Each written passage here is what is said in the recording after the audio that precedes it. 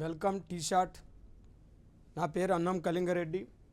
Next Indian ఎకానమీలో భాగంగా నిరుద్యోగం పేదరికం అనేది పోటీ పరీక్షలకు చాలా ఇంపార్టెంట్ టాపిక్. జనరల్ స్టడీస్ విభాగంలో నిరుద్యోగం రకాలు, నిరుద్యోగాన్ని అంచనా వేసే పద్ధతులు, ప్రస్తుతం మన దేశంలో నిరుద్యోగం ఎంత శాతం ఉంది అనే అంశాల మీద ఎక్కువగా మనకు జిఎస్లో ఫోకస్ చేస్తాడు. కాబట్టి వీటిని మనం ఎక్కువ కూడా కాన్సన్ట్రేషన్ చేయవలసిన అవసరం ఉంది.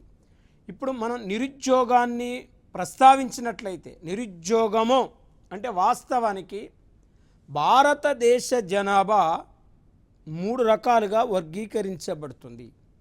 ఒకటి 0 నుండి 15 సంవత్సరాలు, 2 15 నుండి 60 సంవత్సరాలు, 3 60 సంవత్సరాల పైబడిన జనాభా. అంటే ఈ 15 సంవత్సరాల లోపు వాళ్ళను చిల్డ్రన్స్ అంటారు, 60 years అబోవ్ వాళ్ళను సీనియర్ సిటిజన్ వృద్ధులు అంటారు. మరి 15 నుండి 60 సంవత్సరాల వయసు గల జనాభాను వయోజనులు అంటారు. మనం నిరుద్యోగాన్ని తీసుకునేటప్పుడు, నిరుద్యోగాన్ని లెక్కించేటప్పుడు కేవలం 15 నుండి 60 సంవత్సరాల జనాభాను మాత్రమే తీసుకోవాలి తప్ప 15 years బిలో 60 years అబోవ్ పాపులేషన్ని తీసుకోకూడదు. ఎందుకంటే వాళ్ళని అనుత్పాదక జనాభా అంటారు. అంటే అనుత్పాదక జనాభా కిందికి ఎవరు వస్తారంటే వృద్ధులు వస్తారు, వాస్తవానికి చిల్డ్రన్స్ వస్తారు. ఉత్పాదక జనాభా కిందికి ఎవరు వస్తారంటే మరి ఇక్కడ వయోజనులు వస్తారు. మరి ఇప్పుడు జనరల్గా 15 నుండి 60 సంవత్సరాల వయసు కలిగిన జనాభాలో అంటే పని చెయ్యాలని ఆసక్తి ఉండి, పని చెయ్యాలని కోరిక ఉండి, పని దొరకనటువంటి స్థితినే నిరుద్యోగం అంటాం. అంటే ఉద్యోగం చేయాలని ఆసక్తి ఉన్నప్పటికీ ఉద్యోగం దొరకనటువంటి స్థితినే నిరుద్యోగం అంటాం.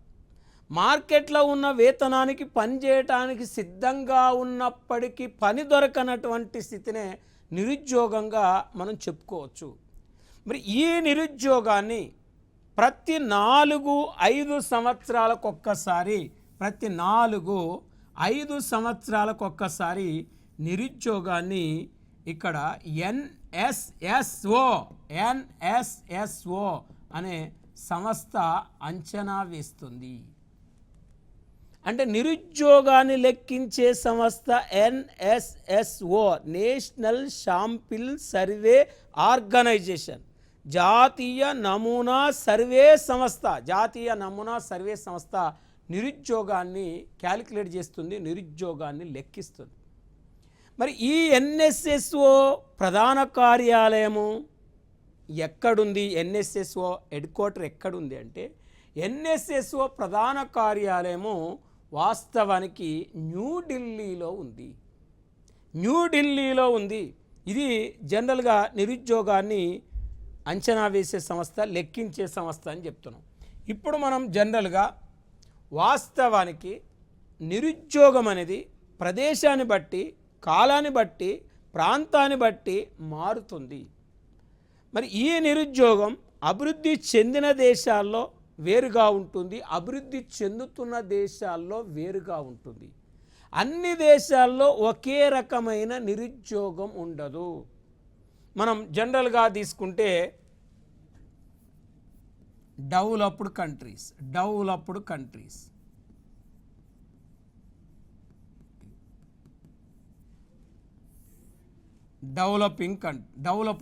అభివృద్ధి చెందిన దేశాలు. ఈ అభివృద్ధి చెందిన దేశాల్లో వాస్తవానికి స్వచ్ఛంద నిరుద్యోగం, చక్రీయ నిరుద్యోగం,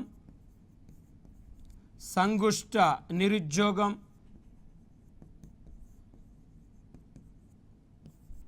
సాంకేతిక నిరుద్యోగం ఇవి ప్రధానంగా ఎక్కువగా మనకు కనపడుతుంటాయి.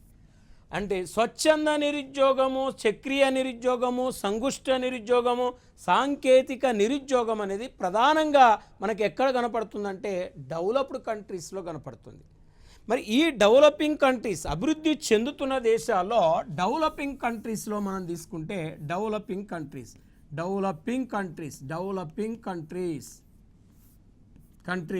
మనం చూస్తే ఏ నిరుద్యోగం మనకు డెవలపింగ్ కంట్రీస్లో కనపడుతుంది అంటే వాస్తవానికి ప్రచ్ఛన్న నిరుద్యోగం, ఇక్కడ వ్యవస్థాపూర్వక నిరుద్యోగం ప్లస్ అనైచ్ఛిక నిరుద్యోగం, ఋతు సంబంధిత నిరుద్యోగం, తర్వాత విద్యావంతుల నిరుద్యోగం. ఇవి మనకి ఎక్కువగా అభివృద్ధి చెందుతున్న దేశాల్లో కనపడతాయి. అంటే డిస్గైజ్డ్ అన్ఎంప్లాయ్మెంట్ కానీ, ఇన్స్టిట్యూషనల్ అన్ఎంప్లాయ్మెంట్ కానీ, అన్వాలంటరీ అన్ఎంప్లాయ్మెంట్ కానీ, సీజనల్ అన్ఎంప్లాయ్మెంట్ కానీ, ఎడ్యుకేషనల్ అన్ఎంప్లాయ్మెంట్ కానీ ఎక్కువగా మనకు ఫోకస్గా డెవలపింగ్ కంట్రీస్లో కనపడతాయి. అంటే అభివృద్ధి చెందుతున్న దేశాలకు, అభివృద్ధి చెందిన దేశాలకు నిరుద్యోగంలో మనకు కొంత వ్యత్యాసం ప్రధానంగా కనపడుతుందని చెప్తున్నాం. ఇప్పుడు ఎలా అడుగుతాడు, ఈ క్రింది వానిలో అభివృద్ధి చెందిన దేశాల్లో కనపడే నిరుద్యోగం ఏందంటాడు. మరి అభివృద్ధి చెందిన దేశాల్లో కనపడే నిరుద్యోగం ఏందన్నప్పుడు మనం చెప్పుకున్నాం. కాబట్టి అప్పుడు మనకు ఇక్కడ మేజర్గా డెవలప్డ్ కంట్రీస్లో ఉండే నిరుద్యోగం గురించి మనం ప్రధానంగా అధ్యయనం చేయటం జరిగింది. ఇప్పుడు మనం టైప్స్ ఆఫ్ అన్ఎంప్లాయ్మెంట్, నిరుద్యోగము రకాల గురించి మనం అధ్యయనం చేసినట్లయితే, ఫోకస్ చేసినట్లయితే ఇక్కడ స్వచ్ఛంద నిరుద్యోగం దీన్ని వాస్తవానికి చూస్తే స్వచ్ఛంద నిరుద్యోగానికి సంబంధించినది గుర్తించమని కాన్సెప్ట్ బేస్డ్ ప్రశ్న అడుగుతాడు. కాన్సెప్ట్ బేస్డ్ ప్రశ్న అడిగినప్పుడు దేన్ని మనం స్వచ్ఛంద నిరుద్యోగం అనాలంటే, పని చేయటానికి సిద్ధంగా ఉన్నప్పటికీ పని దొరకనటువంటి స్థితిని స్వచ్ఛంద నిరుద్యోగం అనాలా అంటే అనకూడదు. పని చేయటానికి ఇష్టపడని వారిని స్వచ్ఛంద నిరుద్యోగులు అంటారు. పని చేయటానికి ఇష్టపడని వారిని స్వచ్ఛంద నిరుద్యోగులు అంటారనేది ఇక్కడ క్లారిటీగా గుర్తుపెట్టుకోవాలి. మరి పని చేయడానికి ఇష్టపడని వారు ఎవరు అంటే శ్రీమంతులు, ధనవంతులు అంటాం. ధనవంతులు వాళ్ళు పని చేయటానికి ఇష్టపడరు, వాళ్ళు ఖాళీగా ఉంటారు. ఖాళీగా ఉంటే ఆయన్ని అన్ఎంప్లాయ్ అనాలి, ఏదైనా ఒక పని చేస్తే ఆయన్ని ఉద్యోగి అనాలి. అదే డిఫరెన్స్, ఉద్యోగానికి నిరుద్యోగానికి డిఫరెన్స్. మరి ఇప్పుడు వాస్తవానికి ధనవంతులు స్వచ్ఛంద నిరుద్యోగులు, మనలాంటి దేశాలు అంటే భారతదేశంలో స్వచ్ఛంద నిరుద్యోగులకు మంచి ఎగ్జాంపుల్ ఎవరయ్యా అంటే బిచ్చగాన్లు, బెగ్గర్స్. అంటే ఎంతసేపు బిచ్చగాన్లు అడుక్కోవడానికి అలవాటు పడతారు తప్ప పని చేయడానికి ఇష్టపడరు. కాబట్టి భారతదేశంలో చక్కటి ఎగ్జాంపుల్ బిచ్చగాన్లే స్వచ్ఛంద నిరుద్యోగులు. ఇంకా భారతదేశంలో స్వచ్ఛంద నిరుద్యోగులుగా ఎవరిని చెప్తామంటే అధిక విద్యావంతులు, బాగా పీజీలు, పిహెచ్డీలు, ఎంటెక్లు, బీటెక్లు, హై క్వాలిఫికేషన్ చదువుకున్న వాళ్ళు మన దేశంలో ఆ స్థాయి పని దొరకక, కింది స్థాయి ఉద్యోగం చేయలేక ఖాళీగా ఉంటారు తప్ప లో లెవెల్ జాబ్స్ చేయలేరు. ఎందుకంటే వాళ్ళ యొక్క ప్రెస్టేజ్ దెబ్బతింటుందనే ఉద్దేశంతో బాగా చదువుకున్న వాళ్ళు ఈ దేశంలో ఇప్పుడు ఖాళీగా ఉన్నారు. వాళ్ళే స్వచ్ఛంద నిరుద్యోగులు. అంటే స్వచ్ఛంద నిరుద్యోగులకు మనం ఎట్లా చెప్పాలంటే, పని చేయటానికి ఇష్టపడని వారు స్వచ్ఛంద నిరుద్యోగులే, అది నెంబర్ 1. నెంబర్ 2, మార్కెట్లో ఉన్న వేతనం నచ్చక పని చేయటానికి ఇష్టపడని వారు స్వచ్ఛంద నిరుద్యోగులే. అంటే రెండవది చూడండి, అధిక విద్యావంతులు, వీళ్ళు ఎక్కువ చదువుకుంటారు, ఆ ఎక్స్పెక్టెడ్ శాలరీ రాక తక్కువ శాలరీకి పని చేయలేక ఖాళీగా ఉంటారు కాబట్టి వాళ్ళు అధిక విద్యావంతులు అని చెప్తాం. మూడవది, విశ్రాంతి కావాలని కోరుకొని పనిచేయటానికి ఇష్టపడని వారు కూడా స్వచ్ఛంద నిరుద్యోగులే అని చెప్పవచ్చు. అంటే మనలాంటి అభివృద్ధి చెందుతున్న దేశాల కంటే అభివృద్ధి చెందిన దేశాల్లో ఈ నిరుద్యోగం ఎక్కువగా కనపడుతుంది. మరి అలా ఈ స్వచ్ఛంద నిరుద్యోగము, అనైచ్ఛిక నిరుద్యోగం, ఇలా 2 రకాలుగా నిరుద్యోగాన్ని వర్గీకరించిన ఆర్థికవేత్త ఎవరంటే జాన్ మెహార్డ్ కీన్స్ అనే ఒక ఆర్థికవేత్త ఇలా నిరుద్యోగాన్ని ఇలా 2 రకాలుగా, స్వచ్ఛంద, అనైచ్ఛిక నిరుద్యోగం అని 2 రకాలుగా వర్గీకరించడం జరిగింది.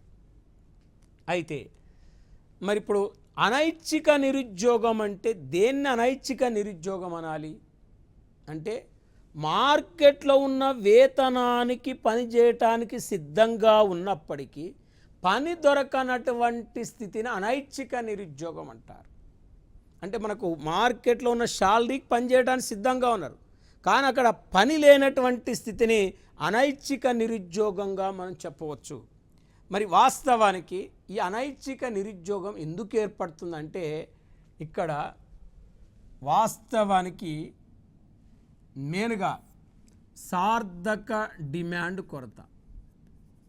సార్థక డిమాండ్ కొరత అంటే అర్థం డిమాండ్కు తగిన సప్లై లేకపోవటం వల్ల, డిమాండ్ ఎంత ఉందో సప్లై అంత ఉండాలి ఎకానమీలో.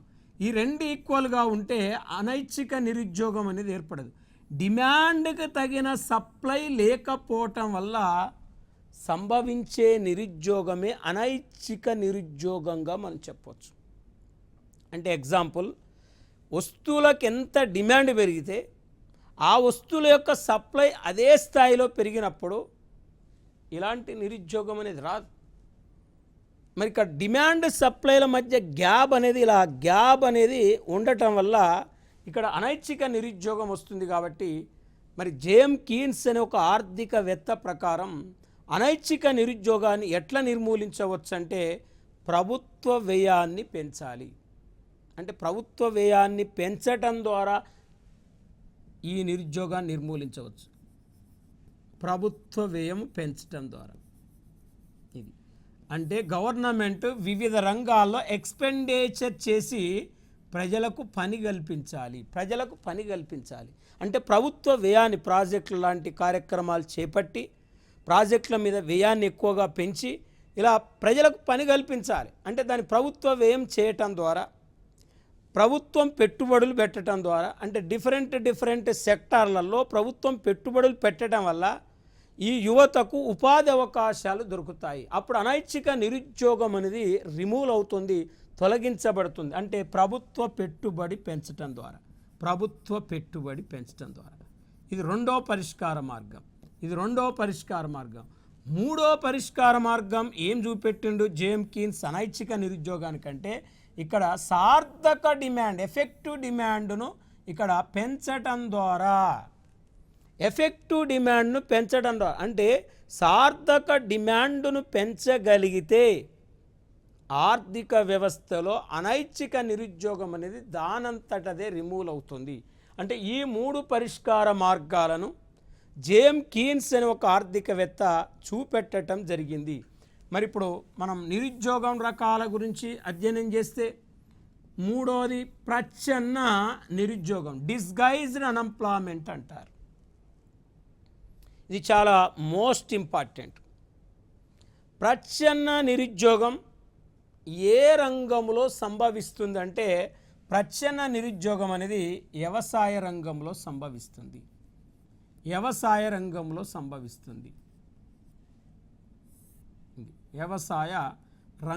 సంభవించే నిరుద్యోగం ప్రచ్ఛన్న నిరుద్యోగం అంటే అర్థం ఏంటంటే ఒక వ్యక్తి చేయవలసిన పనిని అదనపు వ్యక్తులు చేసినట్లయితే దాన్ని ప్రచ్ఛన్న నిరుద్యోగం అంటాం.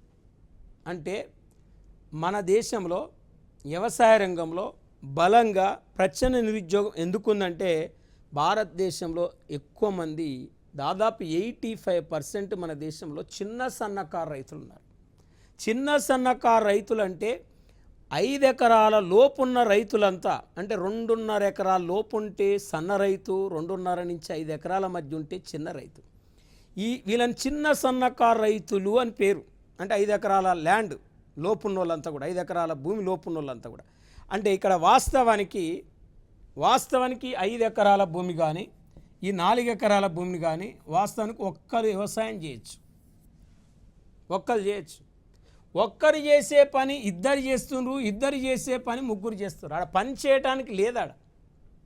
అంటే 50 ఎకరాలు 100 ఎకరాలు ఉండే ఒక 4, ఒక 5, 10 మంది ఆ వ్యవసాయం మీద డిపెండ్ అయితే వాళ్ళకి పని కల్పిస్తుంది.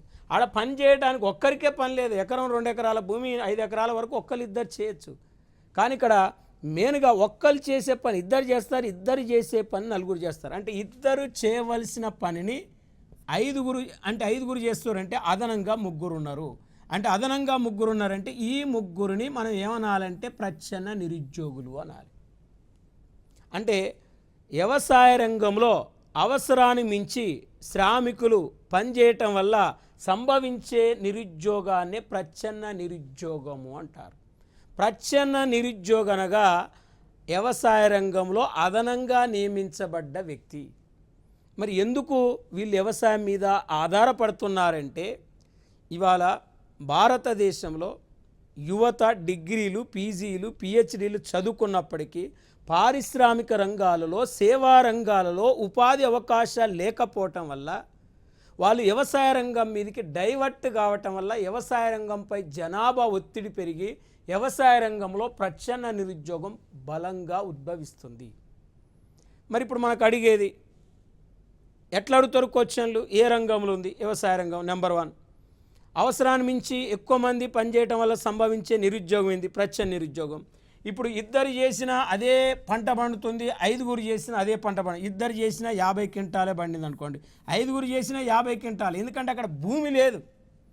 భూమి ఎక్కువ ఉంటే ఎక్కువ మంది నియమించవచ్చు. అక్కడ ఉన్న భూమిలోనే పంట పండుతుంది కాబట్టి ఈ ముగ్గురు వల్ల వచ్చిన ఫలితం కూడా 0.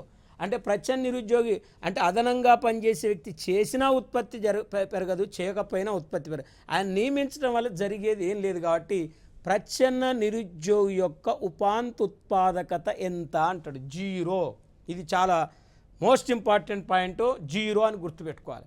మరి ఇక్కడ మేజర్గా మన వ్యవసాయ రంగంలో ఉన్న నిరుద్యోగమే ప్రచ్ఛన్న నిరుద్యోగంగా మనం చెప్పొచ్చు. ఇక సంగుష్ట నిరుద్యోగం అంటే డిస్గైజ్డ్, అంటే ఇక్కడ ఫ్రిక్షనల్ అన్ఎంప్లాయ్మెంట్. సంగుష్ట నిరుద్యోగం అంటే ఫ్రిక్షనల్ అన్ఎంప్లాయ్మెంట్. దీనిని ఏమంటారంటే, వాస్తవానికి సంగుష్ట నిరుద్యోగానికే మరొక పేరు ఏంటంటే, సంగుష్ట నిరుద్యోగానికి తాత్కాలిక నిరుద్యోగము అంటారు. దీన్ని ఒత్తిడి నిరుద్యోగము అంటారు. దీనిని ఘర్షణ నిరుద్యోగము అంటారు. అంటే ఇక్కడ చూడండి, ఇన్ని రకాల పేర్లు ఉన్నాయి. తాత్కాలిక, ఒత్తిడి, ఘర్షణ నిరుద్యోగం అంటున్నాం. అంటే ఎందుకు అంటున్నామంటే, ఒక ఉద్యోగం చేసి ఒక నెల రోజులు గ్యాప్ ఉంటే ఆ గ్యాబులో ఒక వ్యక్తి ఎంత ఒత్తిడికి గురవుతాడు, ఎంత ఘర్షణకు గురవుతాడు అనేది మనం ఇక్కడ ప్రస్తావించవచ్చు. అంటే సంగుష్ట నిరుద్యోగము శాశ్వత నిరుద్యోగం కాదన్నాం. ఎందుకు కాదన్నాం అంటే, ఇక్కడ వాస్తవానికి ఇది తాత్కాలికంగా ఉంటుంది కానీ శాశ్వతంగా ఉండదు. ఎగ్జాంపుల్, సంగుష్ట నిరుద్యోగం అంటే అర్థం ఏంటంటే, శ్రామికుడు ఒక వృత్తి నుండి మరొక వృత్తికి మారే సమయంలో కొంతకాలం గ్యాబుగా ఉంటాడు.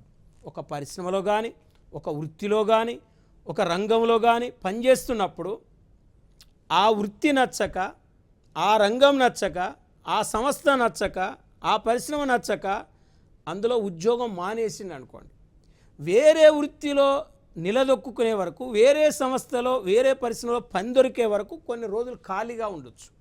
ఆ ఖాళీ అనేది మనం చెప్పలేము. నెల రోజులు పట్టవచ్చు, 2 నెలలు పట్టవచ్చు, 3 నెలలు పట్టవచ్చు. ఆ నెల రోజులు ఖాళీగా ఉండనుకోండి, ఆ ఖాళీగా ఉండే నిరుద్యోగాన్నే సంగుష్ట నిరుద్యోగం అంటారు. అంటే ఒక పరిశ్రమలో పనిచేసి ఆ పరిశ్రమలో మానేసి మరో పరిశ్రమలో ఉద్యోగం ఎత్తుకునే వరకు ఖాళీగా ఉంటే ఆ గ్యాప్లో ఉండే నిరుద్యోగాన్ని సంగుష్ట నిరుద్యోగం అంటున్నాం.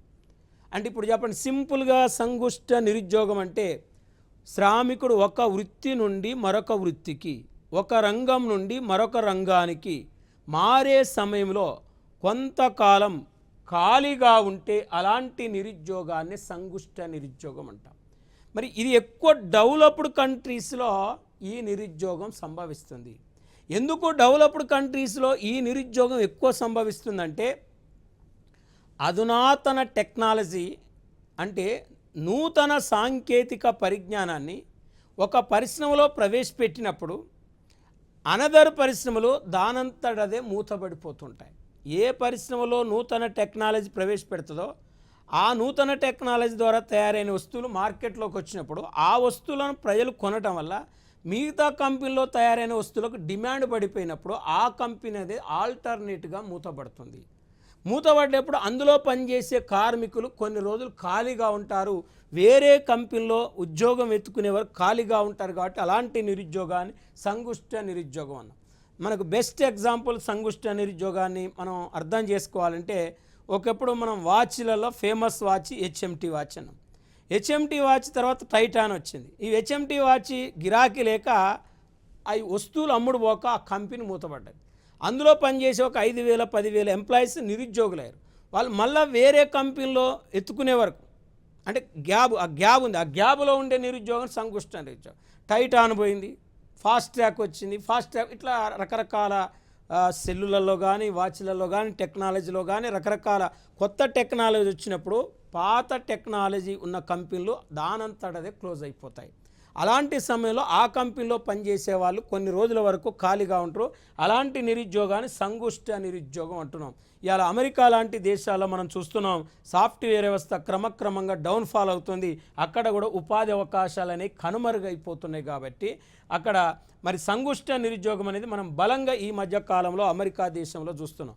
ఇది ఒక రకమైన నిరుద్యోగం, ఇది చాలా డేంజర్ నిరుద్యోగం. అందుకే దీన్ని ఒత్తిడి, ఘర్షణ, తాత్కాలిక నిరుద్యోగం అని చెప్పినాం. మరి ఇది ఒక నిరుద్యోగం. దీని తర్వాత చక్రీయ నిరుద్యోగం అంటే సైక్లికల్ అన్ఎంప్లాయ్మెంట్. ఇది కూడా ఎక్కువ డెవలప్డ్ కంట్రీస్లో సంభవిస్తుంది. చక్రీయ నిరుద్యోగం అంటే వ్యాపార చక్రాల వల్ల సంభవించే నిరుద్యోగమే చక్రీయ నిరుద్యోగం. వ్యాపార చక్రాలంటే ఆర్థిక మాంద్యము, తిరోగమనము, పురోగమనము, సౌభాగ్యం అని 4 చక్రాలు, ట్రేడ్ సైకిల్స్ ఉంటాయి ఎకానమీలో. మనిషి జీవితం ఎలా చక్రంలాగా తిరుగుతుందో ఆర్థిక వ్యవస్థ కూడా ఒక చక్రంలాగా పనిచేస్తుంది. ఎగ్జాంపుల్, ఆర్థిక మాంద్యం వచ్చిందనుకోండి ఎకానమీలో. మరి ఆర్థిక మాంద్యం అనేది వచ్చిందనుకోండి, ఎలా ఉంటుంది అనేది ఒక్కసారి చూస్తే, ఆ ఆర్థిక మాంద్యం వస్తుందంటేనే మనం తలుచుకుంటేనే భయం అవుతుంది. అమెరికాలో 1929, 30లో ఆర్థిక మాంద్యం వచ్చింది. మళ్ళీ ఇప్పటి వరకు అమెరికాలో ఆర్థిక మాంద్యం అటాక్ కాలేదు. ఒక్కసారి ఆర్థిక మాంద్యం వస్తే అన్ని ఆర్థిక వ్యవస్థలన్నీ కుప్పగూలిపోతాయి, అన్ని రంగాల్లో పనిచేసే వాళ్ళంతా నిరుద్యోగులు అయిపోతారు. అంటే ఆర్థిక మాంద్యం ఎట్లా వస్తుందంటే, ఎకానమీలో వాస్తవానికి పోటీ ఎక్కువైనప్పుడు, సంస్థల మధ్య కానీ వ్యాపార సంస్థల మధ్య కానీ పోటీ ఎక్కువైనప్పుడు, ఈ పోటీని తట్టుకోవడం కోసం ఏం చేస్తారంటే ధరలు తగ్గిస్తారు.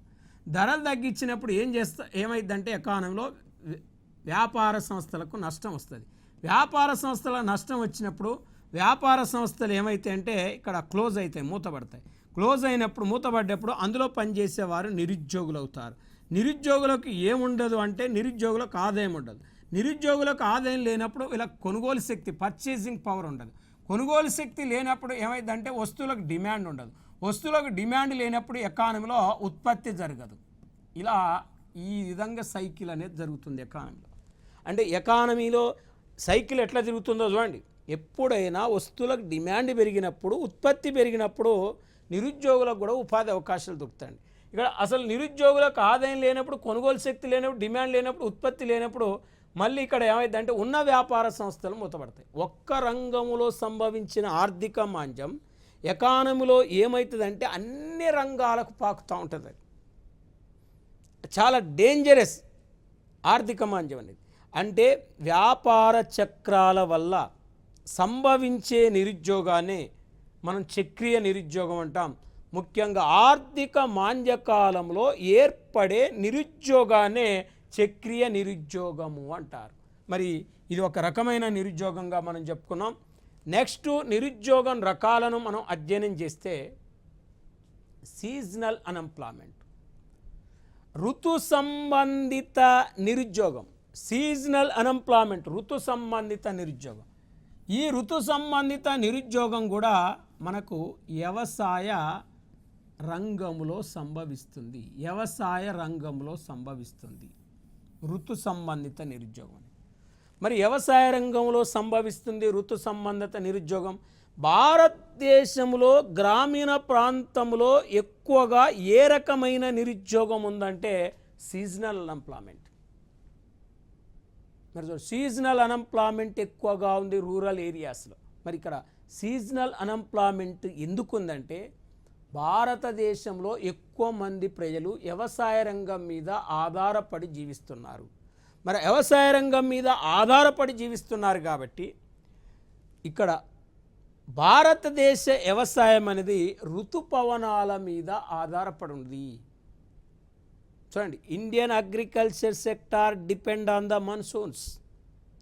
అంటే ఋతువు అనుకూలించినప్పుడు మాత్రమే పని దొరికి మిగతా సమయంలో ఖాళీగా ఉన్నట్లయితే అలాంటి నిరుద్యోగాన్ని ఋతు సంబంధిత నిరుద్యోగం అంటాం. చూడండి, అంటే వర్షాలు ఋతువు అనుకూలించినప్పుడు వర్షాలు పడతాయి. వర్షాలు పడ్డప్పుడు వ్యవసాయ శ్రామికులకు పని దొరుకుతుంది, వ్యవసాయదారులకు పని దొరుకుతుంది. అదే ఋతువు అనుకూలించలేదనుకోండి, పొలాలు స్టార్ట్ కావు, నాట్లు స్టార్ట్ కావు, కలుపులు స్టార్ట్ కావు, కోతలు స్టార్ట్ కావు. కానప్పుడు ఈ వ్యవసాయం మీద బేస్ అయ్యే వాళ్ళంతా, డిపెండ్ అయ్యే వాళ్ళంతా ఖాళీగా ఉంటారు. అంటే అలాంటి నిరుద్యోగాన్ని ఋతువు అనుకూలించినప్పుడు పని దొరికి ఋతువు అనుకూలించకపోతే ఖాళీగా ఉంటే అలాంటి నిరుద్యోగాన్ని మనం సీజనల్ అన్ఎంప్లాయ్మెంట్ అంటున్నాం. అంటే ఇది ప్రధానంగా ఈ ఋతు సంబంధిత నిరుద్యోగం వ్యవసాయ రంగంతో పాటు మెయిన్గా వ్యవసాయ ఆధార పరిశ్రమైన పంచదార పరిశ్రమలో ఈ నిరుద్యోగం ఎక్కువగా ఉంటుంది. షుగర్ ఫ్యాక్టరీలలో ఈ నిరుద్యోగం ఎక్కువ ఉంటుంది. ప్రత్యేకంగా షుగర్ ఫ్యాక్టరీలే ఎందుకు మనం ప్రస్తావించినాం ఈ నిరుద్యోగం గురించి అంటే, పంచదార పరిశ్రమ సంవత్సరం అంతా శ్రామికులకు ఉపాధి అవకాశాలు కల్పించదు. కేవలం చెరుకు కోతకొచ్చిన సమయంలో మాత్రమే పంచదార పరిశ్రమ రన్ అవుతుంది కాబట్టి ఆ సమయంలో ఆ పరిశ్రమలో పనిచేసే వాళ్ళకు పని దొరుకుతుంది. మిగతా సమయంలో వాళ్ళు ఖాళీగా ఉండవలసి వస్తుంది. కాబట్టి అలాంటి నిరుద్యోగాన్ని కూడా ఋతు సంబంధిత నిరుద్యోగం అంటున్నామంటే అది మనకు మేజర్గా వ్యవసాయ ఆధార పరిశ్రమైన షుగర్ ఫ్యాక్టరీలో కూడా ఋతు సంబంధిత నిరుద్యోగం బలంగా కనపడుతుంది. మరి ఇది ఒక రకమైన నిరుద్యోగం. దీని తర్వాత చూస్తే వ్యవస్థాపూర్వక నిరుద్యోగం, ఇన్స్టిట్యూషనల్ అన్ఎంప్లాయ్మెంట్ అంటాం. ఇన్స్టిట్యూషనల్ అన్ఎంప్లాయ్మెంట్ అంటే వాస్తవానికి దీన్ని దీర్ఘకాలిక నిరుద్యోగం అంటాం, దీనిని శాశ్వత నిరుద్యోగం అంటాం. మరి దీర్ఘకాలిక నిరుద్యోగం, శాశ్వత నిరుద్యోగం అని చెప్పుకుంటున్నాం అంటే వాస్తవానికి శ్రామిక సప్లై కంటే ఇక్కడ శ్రామిక డిమాండ్ తక్కువ ఉండటం వల్ల, అంటే శ్రామిక డిమాండ్ తక్కువ ఉండటం వల్ల, చూడండి, శ్రామిక సప్లై కంటే శ్రామిక డిమాండ్ తక్కువ ఉండటం వల్ల సంభవించే నిరుద్యోగము మరి వ్యవస్థాపూర్వక నిరుద్యోగం. వ్యవస్థాపూర్వక నిరుద్యోగం అంటాం. అంటే ఇప్పుడు చదువుకొని బయటికి వచ్చే వాళ్ళ సంఖ్య ఎక్కువ ఉండటాన్ని సప్లై అంటాం. ఆ విధంగా ఉద్యోగ అవకాశాలు తక్కువ ఉండటాన్ని డిమాండ్ అంటాం. అంటే చదువుకున్న వాళ్ళ స్థాయి కంటే ఆర్థిక వ్యవస్థలో ఉద్యోగ అవకాశాలు తక్కువ ఉన్నప్పుడు సంభవించే నిరుద్యోగమే వ్యవస్థాపూర్వక నిరుద్యోగంగా చెప్పవచ్చు. అంటే రోజు పీజీలు, పిహెచ్డీలు, డిప్లొమాలు, బీటెక్లు, ఎంటెక్లు ఎన్ని చదువుకొని ప్రతి సంవత్సరం బయటకు వచ్చే వాళ్ళు ఎక్కువ, ఆ లెవెల్లో ఉపాధి అవకాశాలు తక్కువ. ఉపాధి అవకాశాలని డిమాండ్ అంటాం, చదువుకొని బయటకు వచ్చే వాళ్ళని సప్లై అంటాం. ఈ సప్లై కంటే డిమాండ్ తక్కువ ఉంటాం, డిమాండ్ కంటే సప్లై ఎక్కువ ఉండటం వల్ల సంభవించే నిరుద్యోగమే వ్యవస్థాపూర్వక నిరుద్యోగము. ఇంకా వ్యవస్థాపూర్వక నిరుద్యోగం అంటే ఏమని చెప్తామంటే, గత 40-50 సంవత్సరాల నుండి దేశంలో జనాభా పెరిగిన కొద్దీ ఉద్యోగ అవకాశాలు పెరగనటువంటి స్థితిని వ్యవస్థాపూర్వక నిరుద్యోగము అంటారు. అంటే జనాభా పెరిగిన స్థాయిలో ఉపాధి అవకాశాలు పెరిగినటువంటి స్థితిని వ్యవస్థాపూర్వక నిరుద్యోగం అంటున్నాం. అంటే వాస్తవానికి మన దేశంలో బలంగా ఉన్న నిరుద్యోగమే వ్యవస్థాపూర్వక నిరుద్యోగం. ఈ వ్యవస్థాపూర్వక నిరుద్యోగాన్ని జోన్ రాబిన్స్ అనే ఒక ఆర్థికవేత్త భారీ సైన్యంతో పోల్చటం జరిగింది. అంటే భారీ సైన్యంతో ఎందుకు పోల్చిందంటే వాస్తవానికి సైనికులకు దాదాపు ఎక్కువ రోజులు పని ఉండదు, వాళ్ళు ఖాళీగా ఉంటారు. సైనికులకు ఎప్పుడు పని ఉంటుందంటే యుద్ధం వచ్చినప్పుడు వాళ్ళు బయలుదేరుతారు. యుద్ధం రానప్పుడు శాంతి సమయంలో సైనికులకు పెద్దగా పని ఉంటుందండి.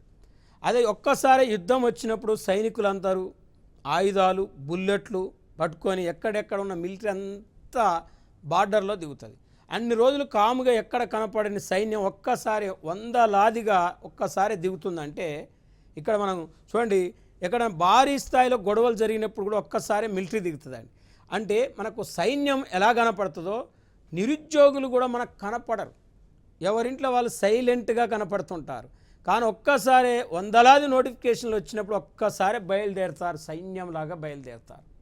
అందుకే భారీ సైన్యంతో వ్యవస్థాపూర్వక నిరుద్యోగాన్ని జోన్ రాబిన్సన్ అనే ఒక ఆర్థికవేత్త పోల్చడం జరిగింది. కాబట్టి భారతదేశంలో బలంగా ఉన్న నిరుద్యోగమే వ్యవస్థాపూర్వక నిరుద్యోగం.